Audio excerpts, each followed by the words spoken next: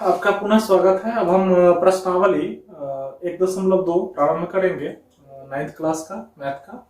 अभी अभी हमने आपको परिमेय अपरिमेय का दशमलव प्रसार और अपने हिसाब से बताने का प्रयास किए। अब हम एक्सरसाइज करेंगे और बहुत आसान होगा, ऐसा नहीं कि कोई दिक्कत होगी। आइए पहले प्रश्न की ओर बढ़ते हैं। पहला है हमें ट्रू और फॉल्स करना कि गलत है या सही है। कहता है कि प्रत्येक परिमेय संख्या एक वास्तविक संख्या होती है। प्रत्येक परिमेय संख्या एक वास्तविक संख्या होती है। बिल्कुल सही। प्रत्येक परिमेय संख्या जो है वो वास्तविक संख्या होगी ना। ठीक है, प्रत्येक वास्तविक संख्या एक परिमेय संख्या हो यह आवश्यक नहीं है, लेकिन प्रत्येक परिमेय संख्या जो है, चाहे कोई भी आप परिमेय संख्या ले लीजिएगा, तो चूंकि रियल नंबर का परिवार बड़ा है किससे, वास्तविक संख्याओं परिमेय संख्याओं से। वास्तविक संख्या का परिवार बड़ा है परिमेय संख्या से, इसलिए हम कह सकते हैं कि यस, प्रत्येक परिमेय संख्या जो है वो वास्तविक संख्या है। क्योंकि वास्तविक संख्या ही जब टूटती है तो दो भाग में आता है, परिमेय और अपरिमेय। तो प्रत्येक परिमेय वास्तविक संख्या है। हाँ, अगर क्वेश्चन यहाँ पर यह कह देता कि क्या प्रत्येक वास्तविक संख्या परिमेय है, तो नहीं, अपरिमेय भी तो हो सकता है, लेकिन प्रत्येक परिमेय वास्तविक संख्या है। यस, ठीक है, तो ये हमारा वो है, आप सत्य लिख लीजिएगा। ठीक है। दूसरा क्वेश्चन है कि संख्या रेखा का प्रत्येक बिंदु √m के रूप का होता है। हाँ, तो हो सकता है संख्या रेखा का प्रत्येक बिंदु, अगर संख्या रेखा पर कोई भी संख्या है, ठीक है, -1 -2 1 2, तो वो √m के रूप का है। ठीक है, जहां m एक प्राकृत संख्या है। नहीं, m प्राकृत संख्या अगर हटा के यहां पर पूर्णांक कर देता तो √m का रूप हो जाता वो। क्यों? क्योंकि संख्या रेखा पर तो -1 भी है। अगर हम -1 को हम ऐसे लिखते हैं तो ये क्या हो गया, ये रियल नंबर से ही बाहर हो गया, ये इमेजिनरी नंबर हो गया। अगर देखिए संख्या के देखा कि प्रत्येक बिंदु √m के रूप का होता है, लेकिन कब, जब m एक प्राकृत संख्या है कह रहा है। ठीक है, तो चूंकि ये भी तो संख्या रेखा पर लाइज करता है, ये भी क्या है, संख्या रेखा पर लाइज करता है। चूंकि -1 भी लाइज करता है, इसलिए √m के रूप का प्रत्येक संख्या रेखा पर नहीं होता है जहां प्राकृत संख्या। चूंकि प्राकृत संख्या तो सिर्फ प्लस में आएगा, ये 1 2 3 4 5 6 7 8 9 10। ठीक है, तो हम ऐसा नहीं कर सकते हैं। क्यों नहीं कह सकते हैं? क्योंकि -1 भी संख्या रेखा पर लाइज करता है, इसलिए हम ये नहीं कह सकते हैं कि m एक प्राकृत संख्या ही केवल है। ठीक है, m एक इंटीजर भी हो सकता है, m एक इंटीजर भी। हाँ, ये अलग बात है, ये अलग बात है कि इसकी पढ़ाई इमेजिनरी नंबर में होगी, काल्पनिक संख्याओं में होगी, वास्तविक संख्या में नहीं। लेकिन ये संख्या रेखा पर लाइज तो करता है। ये अगर ये -1 है तो इसका यदि रूट कर दे तो ठीक है, ये कल्पना में है, लेकिन है तो नंबर लाइन पे। ठीक है, तो प्राकृतिक संख्या नहीं। अगर ये पूर्णांक आता तो हो जाता। ठीक है, तो ये फॉल्स है। आप भी थोड़ा समझने का प्रयास करिए, फिर यदि दिक्कत हो तो कमेंट में हमें बताइएगा। अब तीसरा है कि प्रत्येक वास्तविक संख्या एक अपरिमेय संख्या होती है। क्यों? वास्तविक संख्या तो परिमेय और अपरिमेय से मिलकर बनती है। वास्तविक संख्या तो परिमेय और अपरिमेय से, तो कहता है कि प्रत्येक वास्तविक संख्या अपरिमेय ही होती है। क्यों? परिमेय नहीं हो सकती है, तो ये भी फॉल्स हो गया। क्यों फॉल्स हुआ? कि प्रत्येक वास्तविक संख्या केवल अपरिमेय ही नहीं होती है, परिमेय भी होती है। ठीक है, तो इस तरीके से आप इसको समझने का प्रयास करेंगे। नोट डाउन कर लीजिए इसको, वीडियो को पॉज करके। अगला जो हमारा क्वेश्चन है उसको थोड़ा सा आप आपके स्क्रीन पर ला रहे हैं, आप उसको देखने का प्रयास कीजिएगा। दूसरा है कि क्या सभी धनात्मक पूर्णांकों के वर्गमूल अपरिमेय होते हैं? यदि नहीं तो एक ऐसी संख्या के वर्गमूल का उदाहरण दीजिए जो एक परिमेय संख्या है। बिल्कुल नहीं, ऐसा कोई जरूरी है कि जितने धनात्मक पूर्णांक होंगे सबका वर्गमूल जो होगा वो अपरिमेय ही होगा, ऐसा थोड़ी ना होता है। ठीक है,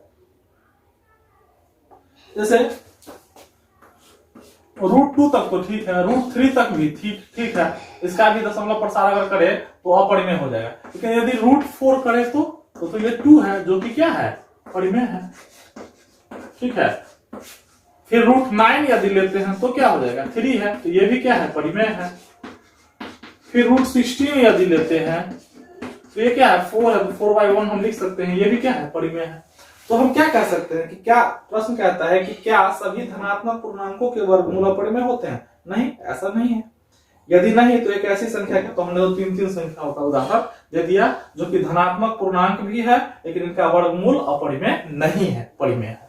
ठीक है, ये दोनों क्या है अपरिमेय होगा इसका, ठीक है, लेकिन ये तीनों का क्या हो जाएगा परिमेय, ये तीनों का परिमेय होगा। ठीक है, ये सबका अपरिमेय है। चलिए अगला क्वेश्चन। अगला क्वेश्चन कहता है, थोड़ा सा देखने का प्रयास कीजिएगा, यहाँ पर दिखाइए कि संख्या रेखा पर √5 को किस प्रकार निरूपित किया जा सकता है। वैसे यहाँ पर जो फिगर है इसी के हिसाब से यदि आप चलें तो ये √5 का रूप भी ले लेगा और ये सर्पिल बनेगा। ठीक है, ऐसे ऐसे ऐसे ऐसे फिर ऐसे। ठीक है, तो थोड़ा सा हम आपको थोड़ा सा और हिंट दे देते हैं।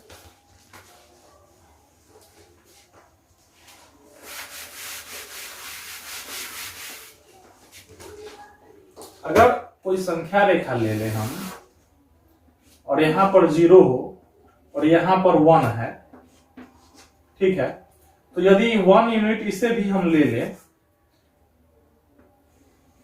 और 1 यूनिट ये भी हो, जिसको 0 से 1 है यहां, तो ये भी 1 यूनिट हुआ और ये भी अगर इसी के समान लंबाई में 1 यूनिट ले ले और इसका यदि पाइथागोरस थ्योरम से हम कर्ण निकाले तो क्या हो जाएगा 1 का स्क्वायर जोड़ 1 का स्क्वायर, तो 1 जोड़ 1 2 और रूट कर दे तो √2 हो जाएगा। इसकी वैल्यू क्या हो जाएगी √2 पाइथागोरस थ्योरम से। ठीक है, अब अगर हम इसको बेस मान ले और यहां से फिर हम 1 यूनिट का एक परपेंडिकुलर खींच दे सेम 1 यूनिट का, ठीक है, तो ये क्या हो जाएगा, फिर ये हो जाएगा √2 का, हमने बताया था √2 का स्क्वायर प्लस 1 का स्क्वायर, इसका वर्गमूल, तो ये क्या हो जाएगा आपको √2 का स्क्वायर 2 प्लस 1 यानी कि √3 हो जाएगा ये। ठीक है, तो अब इसका जो आप खींचिएगा ये क्या हो जाएगा आपको √3 हो जाएगा।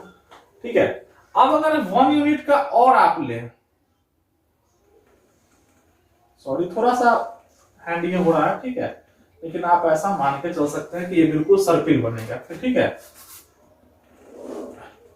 1 यूनिट का ले तो फिर देखिए √3 का स्क्वायर प्लस 1 का स्क्वायर, 1 हमने लिया ये, अब की बार 1 ये है और बेस फिर इसका ये है।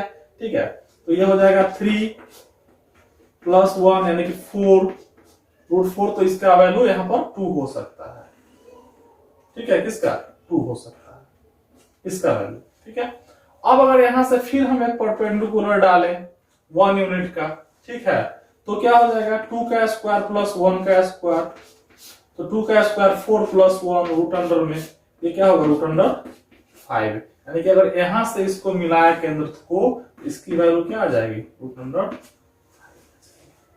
ठीक है, तो इस प्रकार हम एक सर्पिल आकृति इसको और बढ़ा सकते हैं। यहां से फिर हम आप एक परपेंडिकुलर ले ले यदि इस पर, तो √5 का स्क्वायर प्लस 1 यानी कि √6 हो जाएगा, √7 √8 ऐसे करके ये बढ़ता चला जाएगा। ठीक है, तो उम्मीद है आपको समझ में आ रहा होगा। इसी प्रकार से हम अपरिमेय संख्याओं को प्राप्त करते हैं। और यदि इससे इसका जगह प्राप्त करना हो तो आप एक वो जो प्रकार वाला आता है, यदि इसका चाप खींचिएगा तो यहाँ गिरेगा, तो ये क्या होगा √2 का वैल्यू यहां से यहाँ पर जो भी बिंदु आएगा इसके बीच में ये क्या होगा √2 की वैल्यू होगा, और इसको खींचिएगा तो ये √3 की वैल्यू ले लेगा। 2 तो 2 है ही, इसका चाप यदि खींचिएगा तो ये 2 पर आके कट जाएगा। ठीक है, यहाँ से तो ये तो खैर थोड़ा सा आप जितना अध्ययन कीजिएगा उतना आपको समझ में आएगा। ठीक है, तो आपका और क्वेश्चन नंबर 4 कुछ नहीं है, ये कक्षा के लिए क्रियाकलाप है, आप देख सकते हैं ये कक्षा के लिए क्रियाकलाप है। यदि आप स्कूल से जाते हैं तो आप वहां पढ़िए, और ये सेम ही है कि यही आपको सर्पिल आकृति प्राप्त करनी है। ठीक है, और इसी तरीके से आप बराबर आके प्राप्त कर सकते हैं। तो उम्मीद है आपको अच्छा लगेगा। और इस प्रकार हमारा 1.2 जो एक्सरसाइज है प्रश्नावली है 9th क्लास का वो समाप्त हुआ। अब हम अगले वीडियो में जो एक्सरसाइज है हमारा 1.3 उसकी चर्चा करेंगे। Thank you very much.